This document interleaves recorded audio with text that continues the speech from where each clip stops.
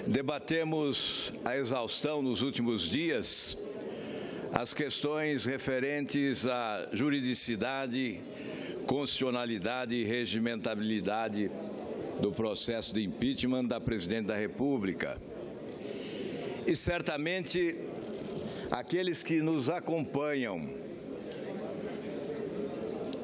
encontram-se exaustos dos argumentos na defesa do processo de impeachment como consequência do crime de responsabilidade praticado ao ferirem de forma visível os alicerces básicos da Lei de Responsabilidade Fiscal.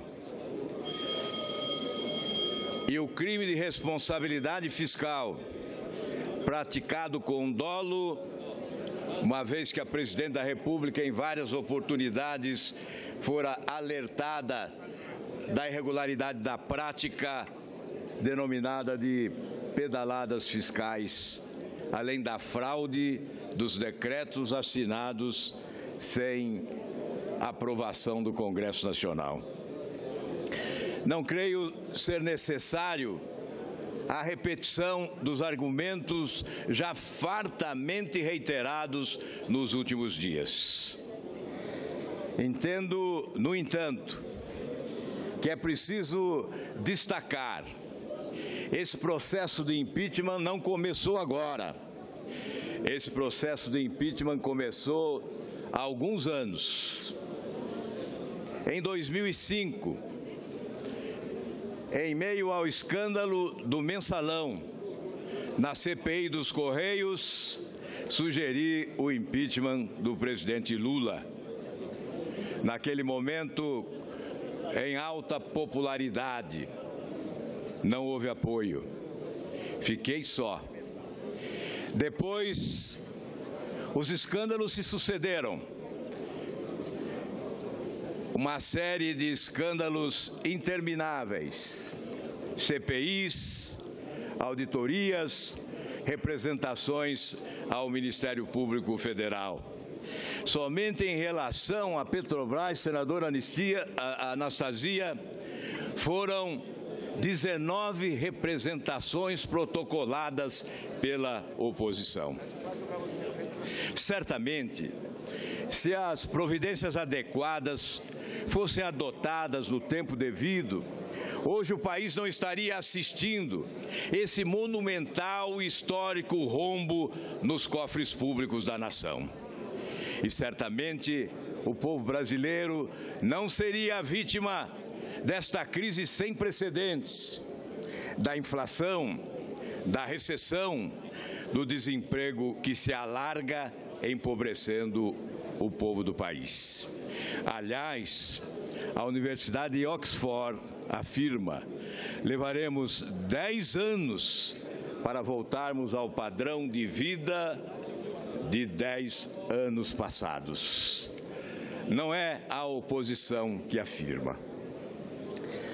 Como consequência desse desastre administrativo, que, na esteira de uma organização criminosa, no dizer do Ministério Público, promoveu a consagração da incompetência administrativa nos últimos anos.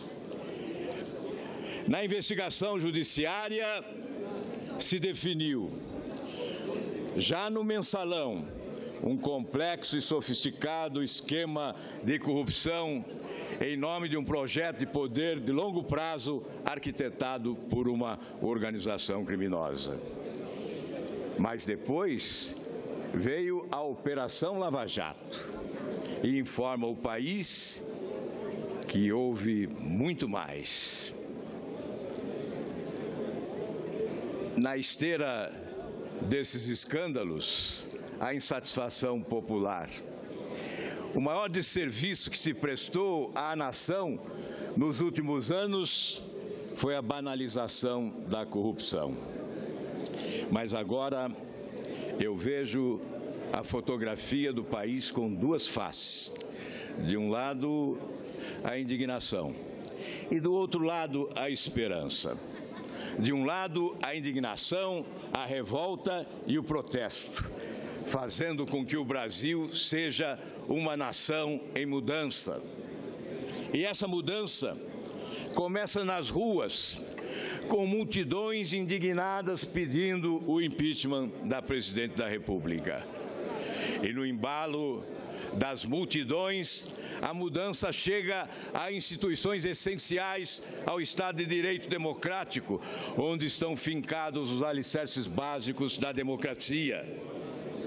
Ministério Público, Polícia Federal e Justiça Federal. E nós assistimos o nascimento de uma nova nação, com a capacidade de indignação e a exigência de mudanças. E assistimos o surgimento de uma nova justiça, substituindo aquele conceito arraigado de que a justiça no Brasil alcançava apenas os pobres. Agora, a partir da chamada República de Curitiba, nasce a nova justiça que alcança os poderosos, lideranças políticas, grandes empresários, empreiteiros, enfim, poderosos da nação, inclusive ex-presidentes da República são investigados, na demonstração de que surge uma nova justiça como esperança de mudança para esse país. Mas, senhor presidente e senhores senadores, a mudança não se esgota aí. O povo mudou, recuperou a sua capacidade de indignação e de exigir. As instituições fundamentais mudaram. E a mudança tem que chegar agora à política. Ou nós, os políticos, mudamos, ou seremos atropelados por essa exigência implacável do povo brasileiro. Ou mudamos, ou seremos também apiados da atividade pública, como a piada será certamente nesse processo de impeachment à presidente Dilma Rousseff. Mas que mudança é esta que exige o povo desse país? A mudança desse sistema de governança, que é a matriz dos governos corruptos e incompetentes, a usina dos grandes escândalos de corrupção. Esse sistema de governança que instalou o balcão de negócios, que aparelhou o Estado brasileiro, que loteou os cargos públicos, abrindo as portas para a corrupção. Esse sistema promíscuo, que não se justifica e que é, sim, a razão direta desse processo de impeachment em curso agora no Senado Federal. Matriz de governos corruptos e incompetentes, porque se alargou, foi clonado, repetido em estados e municípios e tornou-se suprapartidário. Esse sistema tem que ser substituído, ou o Brasil não vai alcançar os índices de crescimento econômico compatíveis com as suas potencialidades e com a grandeza do seu povo. Esse sistema não se justifica porque ele esgota a capacidade financeira do Estado brasileiro de investir em setores essenciais como saúde, educação, segurança pública, desenvolvimento, enfim. A quem interessa esse sistema? Não interessa aos brasileiros. Esse sistema interessa aos mensaleiros, aos gafanhotos, aos sanguessugas, aos filhos do petrolão, aos chupins da República. Não me conformo com a tese de que promiscuidade tem que rimar com governabilidade, que é impossível governar o país sem um balcão de negócios, É possível, sim, governar o país sem o balcão de negócios, substituindo a barganha política pela decência e pela dignidade, adotando medidas que provoquem impacto na opinião pública, promovendo reformas essenciais, insubstituíveis, que ressuscitem as esperanças da nossa gente de um futuro melhor. Um governo que promove mudanças consegue o apoio popular. E governo que tem apoio popular tem o apoio do Congresso, porque o Congresso não rema contra a correnteza de opinião pública. A substituição desse sistema de governança é a esperança de um futuro melhor para esse país.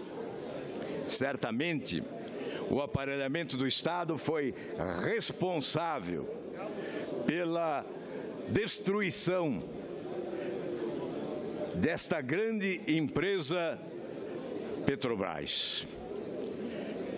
Certamente, esse sistema de governança promoveu a descrença no povo brasileiro e que, no embalo dos seus sonhos e das suas esperanças, na grande mobilização popular histórica, a maior de todos os tempos, maior do que a mobilização por eleições diretas, impulsionou instituições que se reabilitam sob os escombros da desesperança do povo. E estas instituições nos asseguram a possibilidade de mudança real nesse país, desde que a classe política assuma a sua responsabilidade de também mudar. Represento aqui um pequeno partido de grandes causas, o Partido Verde, que sustenta causas imprescindíveis para o futuro.